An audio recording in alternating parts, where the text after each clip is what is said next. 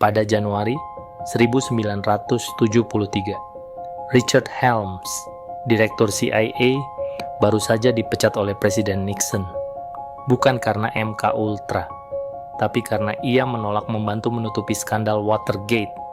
Tapi Helms tahu satu hal yang lebih berbahaya dari Watergate. Ia tahu apa yang tersimpan di arsip-arsip CIA. 20 tahun eksperimen gelap, 20 tahun kejahatan yang belum pernah diadili. Sebelum benar-benar meninggalkan mejanya, Helms menghubungi satu orang, Sidney Gottlieb, sang kepala peracun.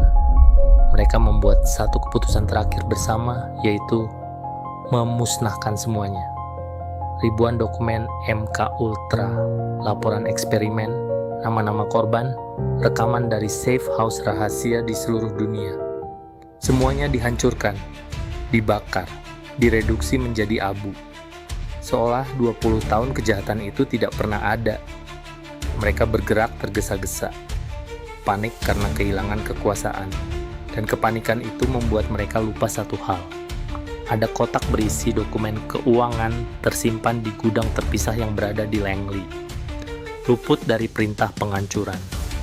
Pada 1977, peneliti John Marks mengajukan permintaan Freedom of Information Act kepada CIA, yang membuat kotak terlupakan itu ditemukan. 16.000 halaman dokumen yang tersisa dibuka. Dan untuk pertama kalinya, dunia mendengar nama MK Ultra secara resmi. Senat Amerika menggelar sidang. Sidney Gottlieb pun dipanggil untuk bersaksi. Ia hanya menjawab dengan tenang. Secara keseluruhan, mungkin bukan program dengan hasil yang tinggi. Richard Helms juga bersaksi. Ia berbohong di bawah sumpah dan dinyatakan bersalah karena sumpah palsu. Hukumannya hanya masa percobaan 2 tahun dan denda. Ia pun menyebutnya lencana kehormatan. Tidak ada seorang pun yang dipenjara.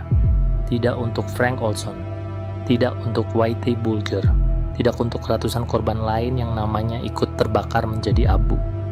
Karena di negara yang paling kuat di dunia, keadilan rupanya punya batas.